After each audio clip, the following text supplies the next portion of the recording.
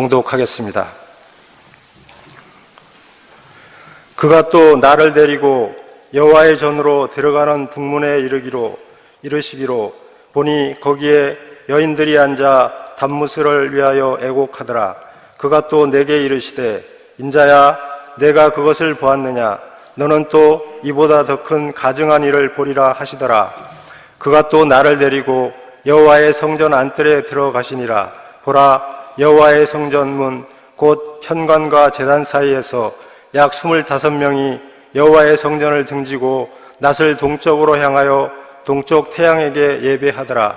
또 내게 이르시되 인자야 내가 보았느냐 유다 족속이 여기에서 행한 가증한 일을 적다 하겠느냐. 그들이 그 땅을 폭행으로 채우고 또다시 내 노여움을 일으키며 심지어 나뭇가지를 그 코에 두었느니라.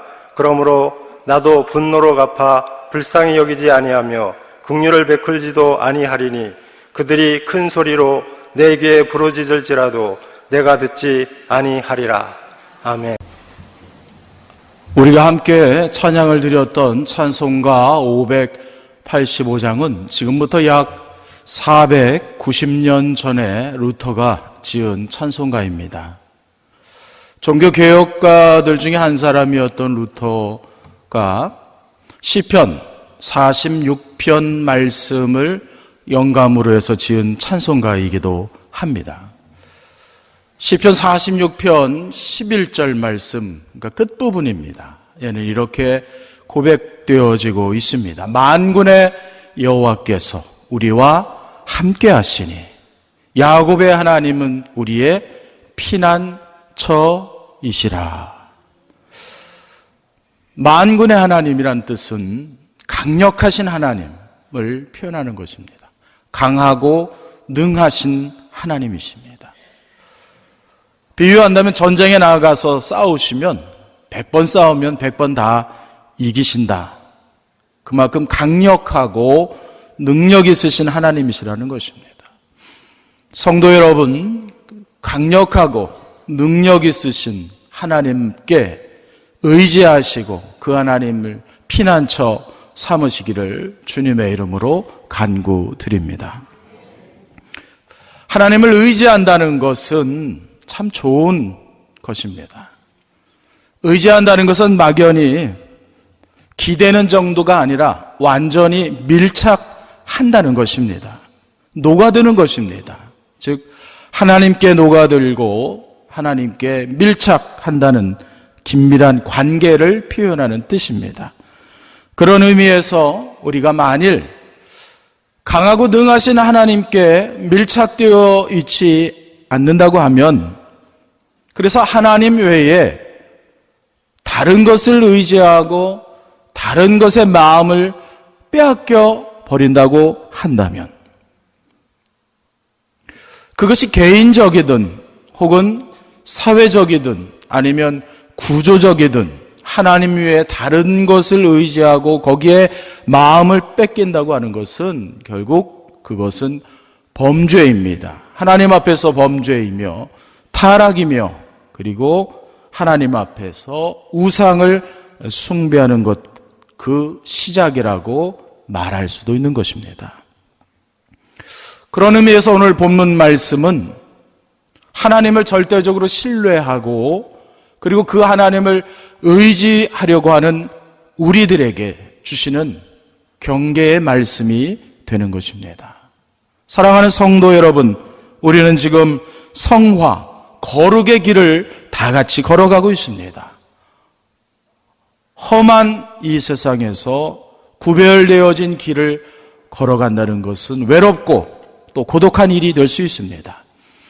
그러나 아무리 어렵고 고독하고 외로운 길이라도 우리의 피난처 되어주시고 또 우리의 힘이 되어주시고 소망이 되어주시는 하나님만을 바라보시면서 끝내 그 성화의 길을 잘 걸어가시고 감당해내시기를 주님의 이름으로 축원을 드립니다.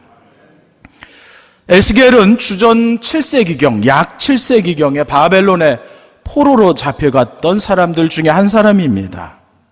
그런데 그곳에서 매우 특이한 경험을 합니다.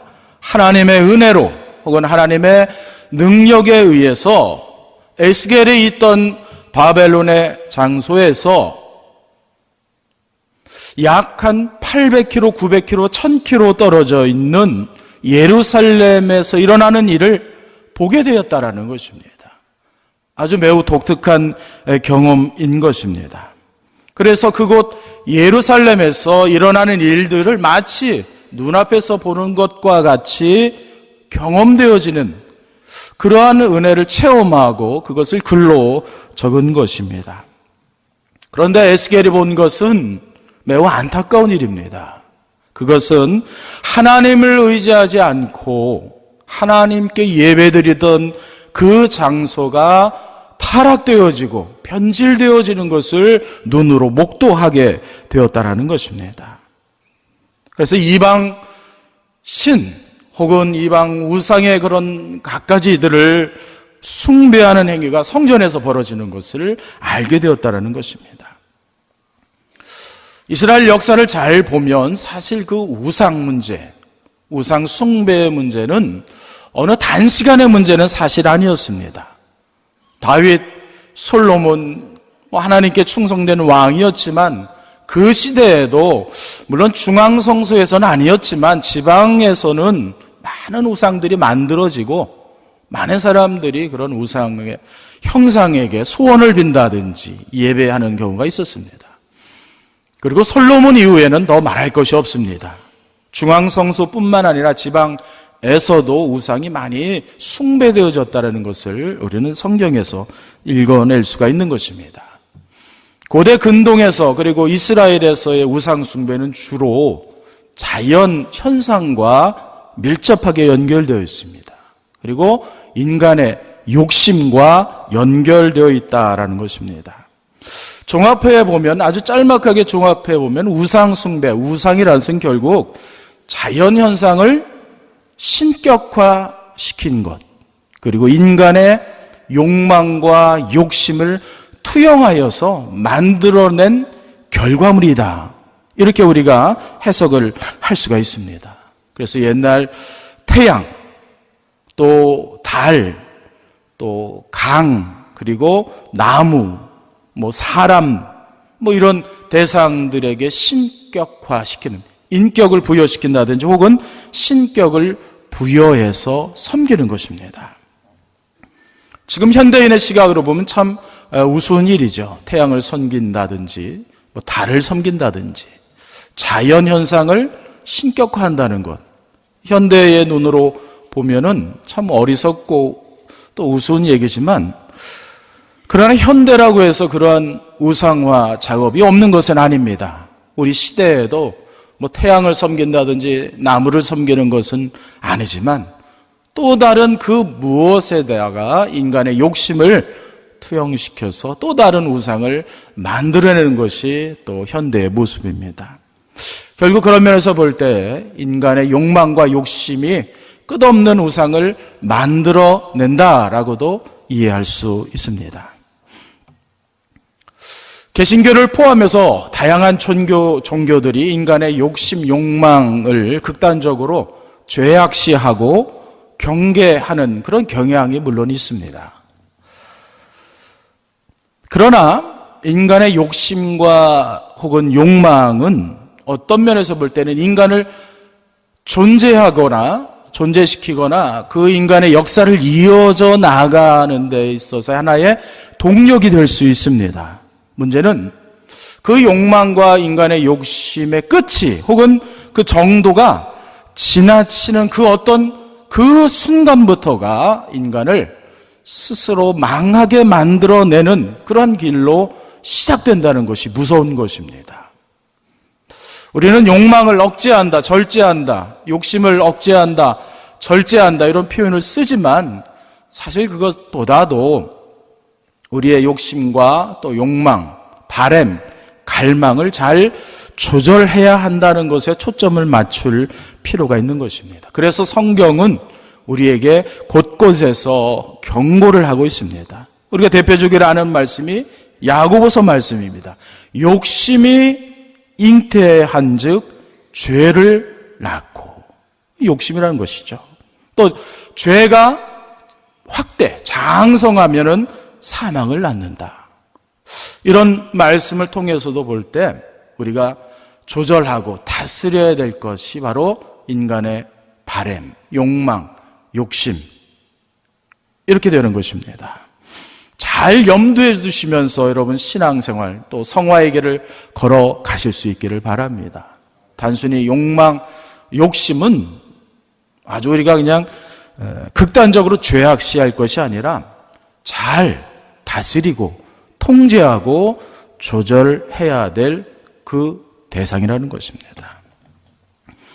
나는 하나님을 잘 믿고 교회 잘 다니니까 나는 우상 숭배하지 않는다 라고만 생각하지 마시고 항상 조심하시면서 항상 경계하는 그런 마음과 태도로 믿음의 생활을 잘 감당하시기를 바랍니다. 오늘 14절 말씀에는 그러한 인간의 욕망과 욕심을 잘 조절하지 못해서 벌어진 일들, 우상 숭배에 대한 내용이 잘 기록되어져 있습니다. 14절 말씀을 다시 한번 우리가 함께 같이 읽도록 해보겠습니다. 에스겔 8장 14절 말씀입니다. 함께 읽겠습니다. 시작. 그가 또 나를 데리고 여호와의 전으로 들어가는 북문에 이르시기로 보니 거기에 여인들이 앉아 단무스를 위하여 애곡하더라. 여호와의 성전 전으로 들어가는 북문 어느 한 부분을 가리키는 것입니다. 근데 거기에 여인들이 앉아 있었다라는 겁니다. 그런데 그 여인들이 어떻게 하고 있었느냐? 울고 있었다라는 겁니다. 근데 누구를 위하여 울고 있었느냐? 애곡하였는가? 단무스라고 했습니다. 여러분, 이 단무스라는 이름이 아마 익숙하지 않으실 텐데요. 이 단무스는 신의 이름입니다. 근데 이 신은 아주 고대 근동 수메르부터 시작이 되는데요. 수메르. 그 수메르부터 시작해서 몇 천 년 동안 고대 근동을 아주 휘어잡던, 그래서 사람들이 아주 숭배하는 인기가 아주 좋은 신의 이름이 단무스입니다. 왜냐하면 이 단무스 신을 사람들이 어떻게 이해를 했느냐면은 계절의 변화와 연결시켜서 이해합니다.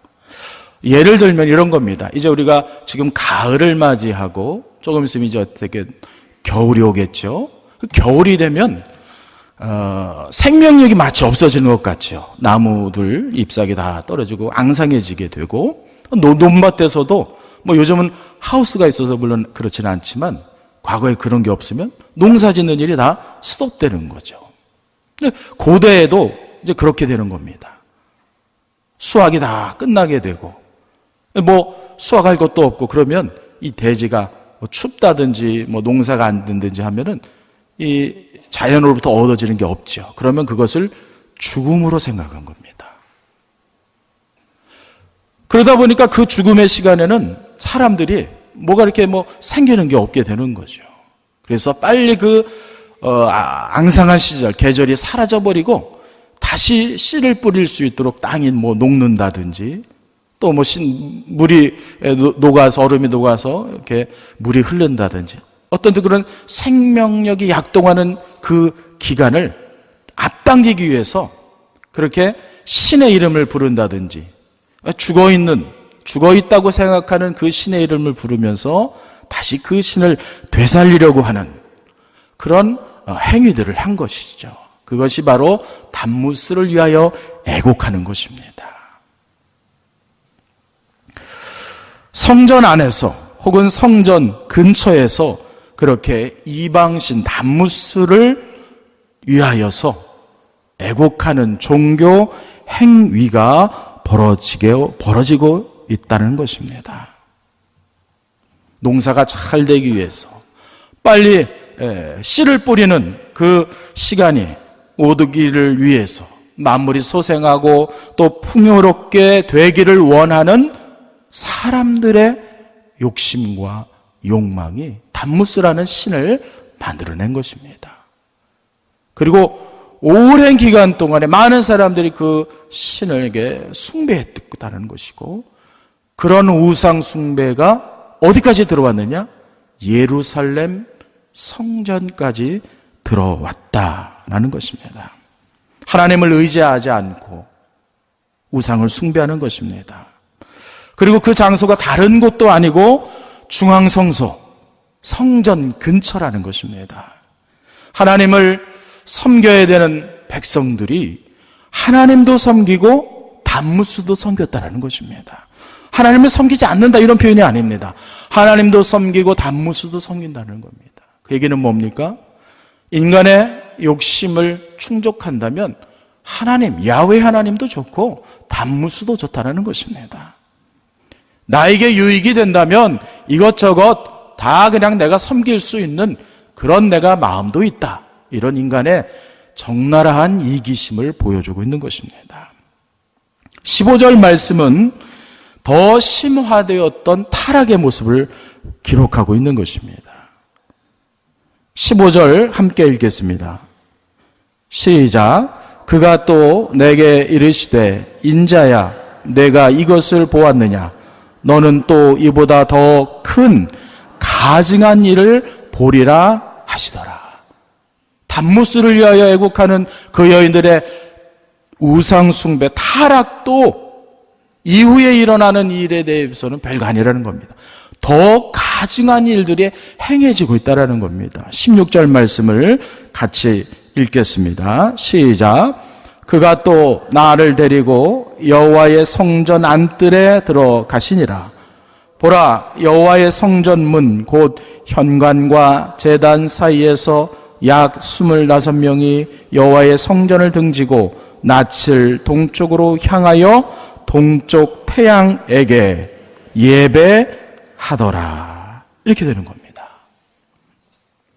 아무래도 성전을 중심으로 한다면 단무스를 위하여 애곡하는 여인들보다 더 그 성전에 가까워진 그 어떤 장소에서 일어나는 일들을 기록한 것입니다. 거기서는 또 무슨 일이 일어났느냐? 약 25명. 이들이 과연 누구인가는 학자들마다 조금씩 다릅니다. 제사장이라고도 해석하기도 하고 또 그냥 일반 사람들이라고도 해석합니다. 그런데 아무래도 타락한 제사장에 더 비중을 둘 수가 있겠죠. 그 25명이 태양을 숭배했다는 겁니다. 태양에게 예배하였다라는 겁니다. 동쪽을 향하여서. 자연히 동쪽을 향하게 되면 앞 정면은 태양을 향하게 되고 이 뒤쪽은 성전을 향하게 되는 것이죠. 물론 이제 방향성에 대한 문제이긴 하지만 또 나름대로 의미가 있는 것이죠. 그들이 하나님을 향하지 않고 하나님을 등졌다라는 표현이 해석이 가능할 수도 있습니다. 이들이 태양에게 예배했다라는 겁니다. 하나님께 예배 드려야 되는 그 장소에서 태양을 숭배했습니다. 그 당시에는 물론 이스라엘도 그렇고 그 주변 나라에도 태양을 숭배하는 그런 경향이 있죠. 그러나 야훼의 하나님, 또 창세기 1장에서 선언은 뭡니까? 태양, 달, 강, 모든 것은 다 하나님께서 만드셨다는 겁니다. 하나님에 의해서 창조된 피조물에 불과한다는 것입니다. 그런데 피조된 것을 섬기고 하나님을 섬기는 것이 아니라 하나님에 의해서 만들어진 것을 거기에 예배하고 있다는 것입니다. 타락하고 있다는 겁니다. 물론 에스겔 8장 앞부분을 읽어보시면 이렇게 단무스를 위해서 애국하는 거나 태양을 향해 예배하는 것뿐만 아니라 성전 근처의 어느 건물 안에서는 이방의 땅에서 그려지고 숭배되어진 그림이나 이런 것들이 그려져서 거기서 예배하고 그런 건물을 만들었다라고도 기록하고 있습니다.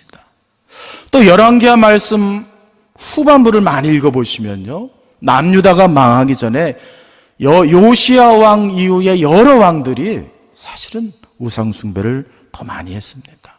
그리고 요시야 왕 이전의 왕들도, 므낫세 왕 같은 경우도 태양에 숭배했던 그런 왕들입니다. 결국 이스라엘 역사를 잘 읽어보시면 항상 하나님 그리고 우상 숭배, 그 사이에서 이스라엘 백성들이 얼마나 갈팡질팡했는지를 또 우리는 발견할 수 있습니다. 우상 숭배를 통하여서 그 벌로 인하여서 남유다가 망했다라는 것이 열왕기 혹은 또 예언서, 선지자들의 선언이고 또 기록이기도 합니다. 남유다의 멸망, 또 북이스라엘의 멸망도 마찬가지로 하나님을 등지고 또 하나님께 온전히 예배드리지 못함으로 인하여서 망하였다라고 성경은 우리에게 해석하고 교훈으로 주고 있습니다. 하나님께서 능력이 없어서 남유다가 망한 것이 아니고 하나님께서 남유다를 망하게 허락하신 것입니다. 그 이유는 바로 우상 숭배였습니다. 이 말씀을 우리에게 그대로 적용할 수가 있는 것입니다. 하나님을 의지하지 않고 우리의 과다한 욕심과 비뚤어진 욕망을 다스리지 못하면 그리하여서 죄의 노예로 끌려다니고 살게 되면 결국 그것으로 인하여서 하나님과는 상관없는 길을 걷게 된다는 것입니다. 그것이 곧 죽음의 길이고 그것이 곧 멸망의 길이고 그것이 곧 어두움의 길이 되는 것입니다. 혹여나 성화의 길을 걸어가고 있는 지금 여러분, 하루하루 믿음 생활하시는 성도 여러분들께서 혹시 하나님 이외에 다른 것을 마음에 두고 계신다고 하면 돌이키실 수 있기를 바랍니다. 우상을 바라보지 마시고 전능하신 하나님, 그 하나님만을 의지하실 수 있기를 주님의 이름으로 축원을 드립니다. 온전히 주님을 의지하시기 바랍니다. 주님의 말씀 또 주님이 우리에게 원하시는 그 뜻에 우리의 삶을 맞춰 드리려고 노력하실 수 있기를 바랍니다. 그리고 두려워하지 마십시오. 두려움은 우리 심령 안에 우상이라는 괴물을 만들어낼 수 있습니다. 내일 어떻게 될까? 내일 도대체 무엇을 먹고 살아야 되는가? 내일 어디에 가야 될 것인가? 그러한 두려움을 몰아내시기를 바랍니다. 전능하신 하나님이 우리와 함께 하십니다. 만군의 여호와 하나님이 우리와 함께 하십니다. 그러므로 우리의 피난처는 내 마음과 뜻을 집중시킬 것은 바로 하나님 한 분이십니다. 우리는 거친 파도를 헤쳐나가는 어떻게 보면 선원들입니다. 거친 파도만 바라보지 마시고 우리의 선장되어 주시는 전능하신 만군의 하나님, 그 하나님을 의지하시면서 선장되어 주시는 하나님의 명령에 순종하시기를 바랍니다. 그러면 그 순종이 우리를 평안한 항구로 인도해 줄 것입니다. 한 주간 우리는 또 거친 파도와 싸워야 될 것입니다. 거친 파도를 두려워하지 마시고 만군의 하나님 우리의 선장되어 주시고 그리하여서 우리의 피난처 되어 주시고 우리의 길 되어 주시고 우리의 소망 되어 주시는 하나님으로 인하여서 한 주간도 믿음으로 승리하시는 성도 여러분들의 삶이 되시기를 주님의 이름으로 축원드립니다. 기도하겠습니다. 하나님의 은혜에 감사를 드립니다. 우리를 하나님의 자녀로 삼아주시고 여기까지 인도해 주신 은혜에 감사를 드립니다. 만군의 하나님만을 의지하고 우리와 함께 하시는 만군의 여호와를 우리의 피난처로 삼고 우리의 피난처 되시는 주님을 소망으로 두면서 이 거친 이 험난한 세상에서 흔들림 없이 하나님의 자녀답게 한 주간도 승리할 수 있게 하여 주옵소서. 우리를 지켜주시고 우리를 보호하여 주시는 살아계신 예수 그리스도의 이름으로 기도합니다.